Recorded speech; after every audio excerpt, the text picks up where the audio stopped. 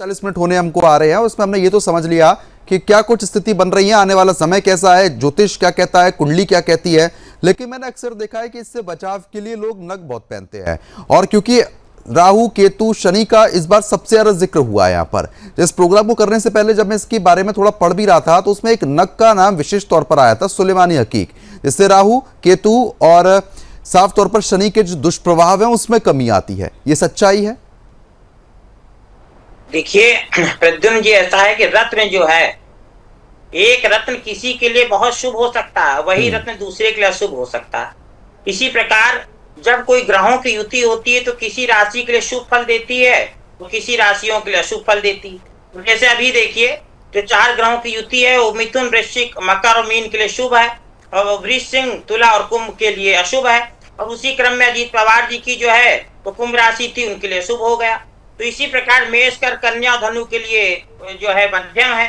अब रत्न जो है ऐसे अपनी मर्जी से नहीं पहन लेना चाहिए। रत्न के लिए किसी आप योग्य ज्योतिषी के पास जाइए, और मैं स्थूल रूप में अगर बताऊं तो लग्नेश और पंचमेश और नवमेश का जो रत्न है शुभ बताया गया है, मगर फिर भी जो है उसमें कई बातें और देखी जाती हैं कि कहीं मार्केश तो नहीं हो रहा है, क्योंकि शनि जो है कारक और मारक दोनों हो सकते हैं। वो लग्नेश होंगे तो मार्केश भी हो जाएंगे। और शनि के लिए लघु पराशरी में पराशर ऋषि कहते हैं कि शनि किसी भी स्थिति में अपना मार्कत्व तो नहीं खोते। यानी कि जो मार्केश, मैं अच्छा एक चीज और सब समझना चाहूंगा कि जो आपकी कुंडली में मार्केश ग्रह है, जब उसकी दशा या महादशा आएगी या अंतरदशा भी आएगी तो वो समय खतरनाक है।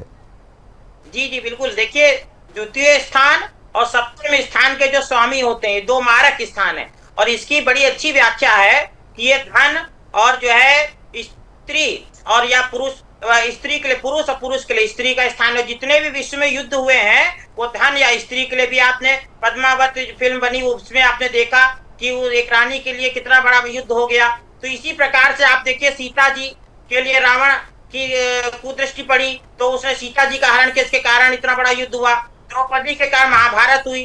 तो ये धन और स्त्री जो 2 भाव मार्केश कहलाए, तो इसीलिए इनके स्वामी जो होते हैं वो मारक ग्रह होते हैं। और जब इनकी दशा आती है तो उसमें मृत्यु योग हो सकता है, शारीरिक हानि हो सकती है, कष्ट हो सकता है। अब इसमें जैसा पूर्व आचार्यों ने बताया कि वहां पर कौन सा ग्रह बैठा है और भावेश जो उस भाव का स्वामी वो कहाँ बैठा है, किन ग्रहों की उस पर दृष्टि है, वहां का कारक कहाँ पे बैठा है, इन चारों बातों का ध्यान रखने के बाद नवमांश कुंडली क्या कह रही है और ग्रह की विंशोत्तरी यानी कि बिल्कुल कुल मिला के बहुत सारी चीजें हैं जिनको यहाँ पर देखा जाता है, उसके बाद यहाँ पर फैसला हो सकता है। लेकिन सोनू जी, कहीं ना कहीं इन सब चीजों में क्रूर ग्रह का जिक्र